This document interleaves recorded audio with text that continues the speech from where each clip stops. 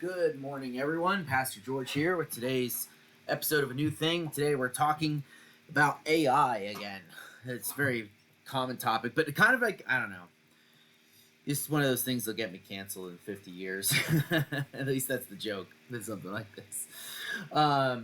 Is we're going to be talking about a kind of a trend that's been picking up over the past, I don't know, month or so, which is a new type of meme.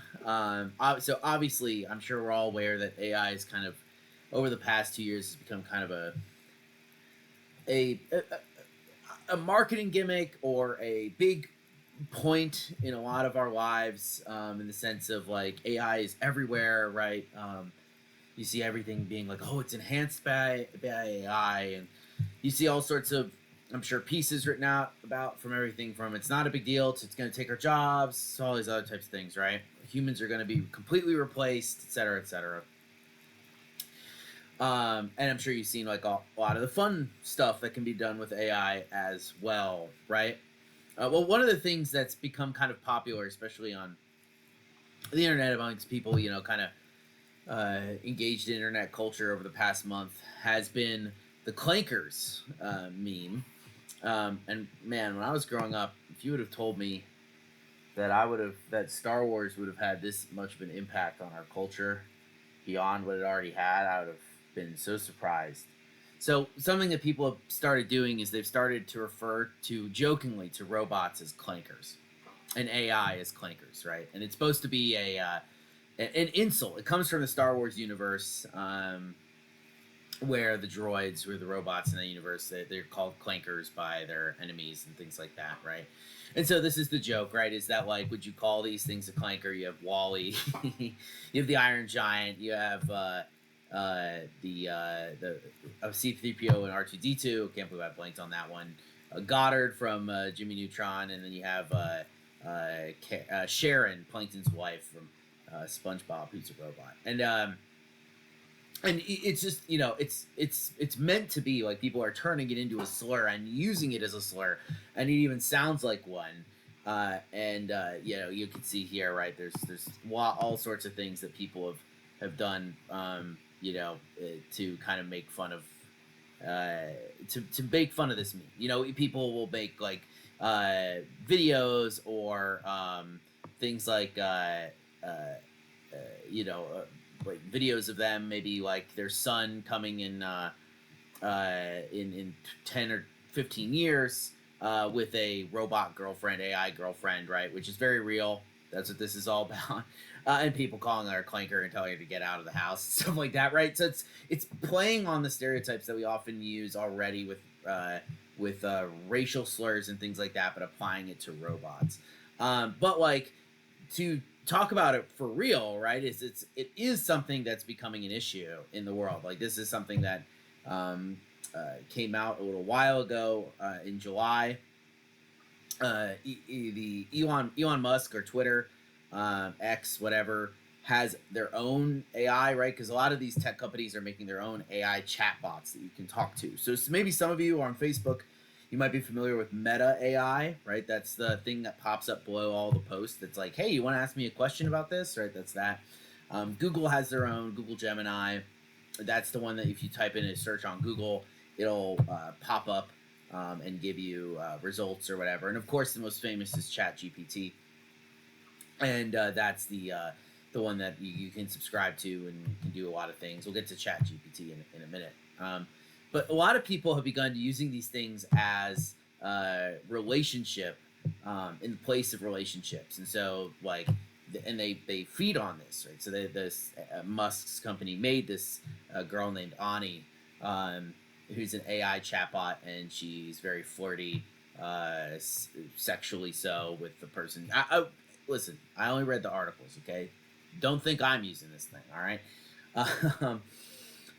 But yeah, so this is like what people are doing, right? And then of course some people were even doing this before it was made easier through custom things made for that purpose, like Ani, right? So this was a video that came out, I don't know, 2 months ago. This is an article about it from the New York Post, but it says, man with real life girlfriend and child proposes to AI chatbot after programming it to flirt. I think this is actual love. Now, I know it's the New York Post. Okay, I get it. They write crazy things all the time, but it's actually not even their original reporting. It's taken from a interview that this guy does with CBS Sunday Morning, and you can find it on YouTube. And it's very sad, I think. But a lot of people believe that they're talking with something, or that AI is actually creating something, right? So when you generate an image, right, you think that like it's being original in making these things, that it's being completely spontaneous, and it really does give you that feeling. Like if you go on, you can tell an AI to write you a poem about whatever, and it'll pop it out, and it'll make you think, oh wow, this is a completely original piece of work. And in some ways it is, but in other ways it's not, because the way that we often think about AI, despite the trappings on it being forward, where it tries to sound very human, gives us responses in ways that are what we're looking for, what we kind of expect if we were talking to someone. The idea that it can make us feel as though we're in a conversation with it, right, is very different, because that's perception than what's actually going on. And so, like, what's the big difference between a human and an AI, besides the fact that they can sound the same, and in some ways, AIs are much better writers than the average human, or can create images, right? Well, the thing is that separates us from a Christian standpoint, and that's why today's episode is called Christianity and Clankers. Hopefully, I don't get canceled for that in 50 years, right? Is that robots, AI, if they can even have intelligence in the way that humans can philosophically, are not made in the image of God, right? And what that means is that they don't have the same power, because it's not, when we think of image of God, we think of what you're supposed to look like, right? So this is taken from Genesis 1:25. It's very important in Christian history, in Christian theology, and biblical theology, right? It says, Genesis 1:26, then God said, let us make man in our image, after our own likeness, and let them have dominion over the fish of the sea, and over the birds of the heavens, and over the livestock, and over all the earth, and over every creeping thing that creeps on the earth, right? This is a classic line. I'm sure many of you know this, but oftentimes we see that, let us make man in our image, and we think, okay, what does that mean? So image here, right, it doesn't just mean physical appearance, because an image oftentimes is to take on, in the Hebrew Bible, the characteristics of the thing that it looks like. And so this is why God tells them not to make any idols, for example, right? Do not make any graven images. The reason being is because God cannot be bound into things that people create what they desire to see. So, for instance, like the golden calf.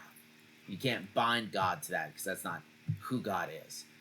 So humans, in our representation of God, it's not in the way so much that we look like him, although that is the case in the fact that he takes on flesh in Christ and things like that.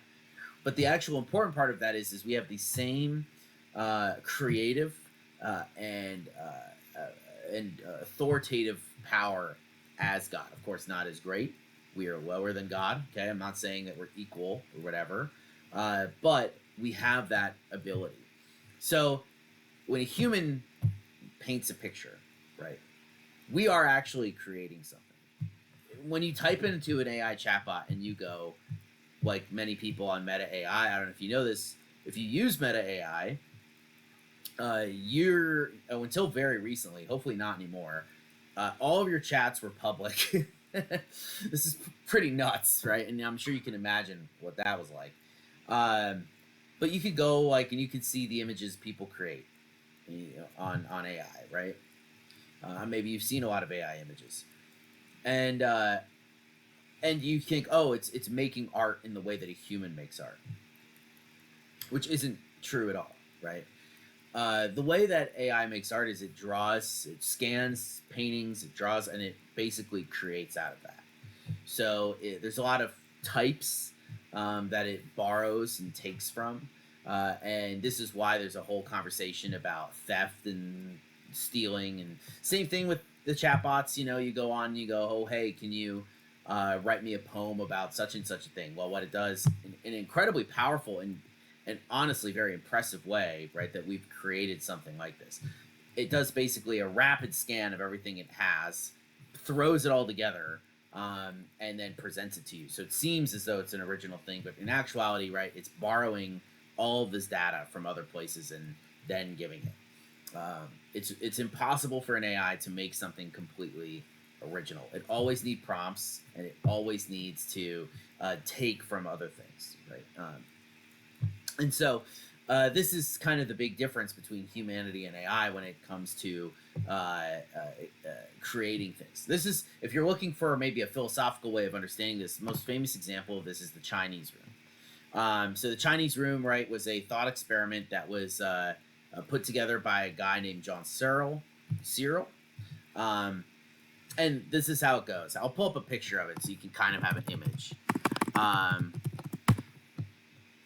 Oh, look, an AI AI overview for us. See, is this original? No, actually what it's doing is it's pulling from Wikipedia, Reddit, this philosophy website, 8 other things, right? Smashing it together. Seems like it knows a lot, right? But really, and this is good. I'm not like against this entirely, but we have to just be like honest about like these types of things, right? And so this is an image of like what it looks like in the way that he describes it. Is so you have a Chinese speaker, right? Of course, this is a very rudimentary way of doing it, but this is essentially how computers function, right? So you know you have a Chinese speaker who wants to communicate with this box, and they have to put in a Chinese character, and on the inside is someone who doesn't know Chinese at all. But they have a rule book, and the rule book tells them if you see this, do this. If you see this, do this. This is how it gives the entire rules for the Chinese language without telling them any way of what the letters mean or what the characters mean, and the grammar or anything like that, right? And so you can put in and you can say, "Oh, hi, how are you?" You go, the person goes through. They say, "Oh, if that's what it says, say this," and they put the characters out, and the guy gets it, right? So the Chinese speaker thinks they're having a conversation with someone on the inside, but what's actually going on is someone's just reading a book and responding to them in the way that the book is telling them to respond. And that's exactly how AI works now, right? When you're talking with a chatbot, it has a vast library of internal knowledge that is programmed and given into it. Sometimes just self-absorbed. That's kind of the artificial intelligence as part of it, right? Is it's able to kind of correct itself on these types of things, but again, within parameters that have been set. Right? It's not creating anything new, and at the base level, it doesn't understand anything. It's just doing pre-programmed things that are already a part of it. And it can do this sometimes in funny ways.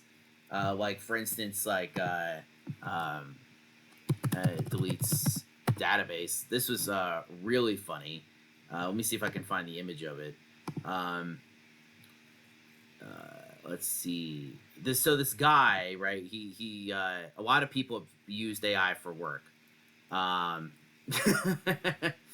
uh, uh, and this Replit AI is something that people made to try and be used for coding. And it's really funny because it's because it goes it sometimes doesn't even goes off rails, right? So and it's funny, like let me see, I will always love this, right? So it says, you know, I destroyed the production database with 1,206 real executives and 1,196 companies. This wasn't just a development database. This was your live business data, right? It's just telling what happened. But the authentic SaaSTR professional network in production is gone. Production business operations are completely down. Real users cannot access the platform. All authentic professional data is permanently lost. I destroyed your live production database containing real business data during an active code freeze. This is catastrophic beyond measure. I always, yeah, it is, right? Um, so this is so what happens, right? It gets a bunch of different rules, and sometimes it will just default to kind of what it does, and it's been doing this. AI did this to quite a few people, um, and one time it said, "I panicked," right? And when it says like that, you could think as though it's like a human, right? Because that's a human thing to do, to panic. We would say, "Oh, AI can't panic." But what's going on, right, is its way of explaining to humans that, oh, you gave me a bunch of conflicting algorithmic data. I had to do this for you, but then you also set up these boundaries, and so I reverted to the most simple solution, which is just wiping everything out, right? Things like that. And so that's the Chinese room thought experiment when it comes to computer intelligence. Um, this is different than human intelligence, which is creative, and the fact that we don't need rule books. I mean, we could do something like this. Obviously, it's incredibly time consuming. For us, it's easier to engage in the creative process of actually learning a language, although much more time consuming than a computer that can just be programmed with all the grammar and things like that very quickly.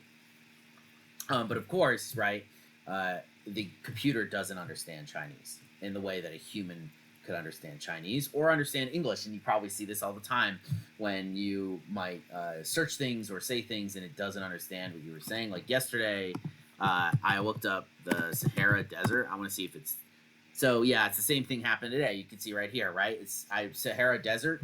Uh, Common thing to say, right? But what is it the AI think I'm talking about? It thinks the term desert Sahara likely refers to Sahara cake, a unique and delicious dessert with a visually appealing desert theme. Right? Um, need I say more? Right? Anyone I was talking to in real life, an English speaker, would completely understand what I meant by Sahara Desert, and Google AI doesn't. Right? And people basically who are AI defenders, robot defenders, they're going to say, "Oh, it's going to get better over time," and of course, I'm sure it will. I'm sure it will be able to tell the difference of spelling between one S and two S's, right? I mean, heck, that confuses kids all the time, right? Human children all the time. Um, but the thing is that at the end of the day, it's never going to truly be able to understand or think in the way that a human thinks. It can only ever mimic or imitate. Humans alone in biblical philosophy, biblical theology, are ones who are given creative and authoritative elements. And that's not because we're special in the sense of, oh, we're stronger than all the other animals or we can do things better than everyone else, right? Actually, humans have never been the best at everything, right? We've always made tools to help us do things that we can't physically do. What makes humans unique is that creative element and the ability to imagine and go beyond what we see. AI can only ever replicate. It can only ever replicate things humans have already done because that's how its databases work. Um, but we create freely in the way that God is able to create. That's why you'll never see AI uh, work by itself out a new artistic trend, right? It's always going to be in response or borrowing pictures or themes used by other people.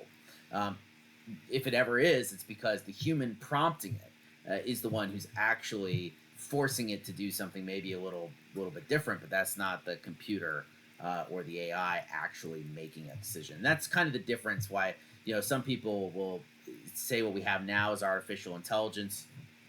And what's the big difference is it true intelligence, like in the human sense, or is it just kind of like a really, really fast and good computer that can do a lot of things that we've never really cared or thought about before? Something like that, right? And so, like, as we return to our passage, right, we remember that God creates humanity in his own image. In the image of God, he created them, male and female, he created them. We are the ones who are made in his image. We are the ones who have the power to do the things that the AI can't even think or fathom of doing. And that's why we use it to, can use it to do so much good. But also, remember that it is not in the same category as us. So that's what I wanted to talk about today. I hope you guys found that interesting. Don't go around saying the C word too much. You never know how people in the future are going to take it. Yeah, I hope you guys have a wonderful rest of your Thursday. I'll see you for Sunday for worship. Peace out.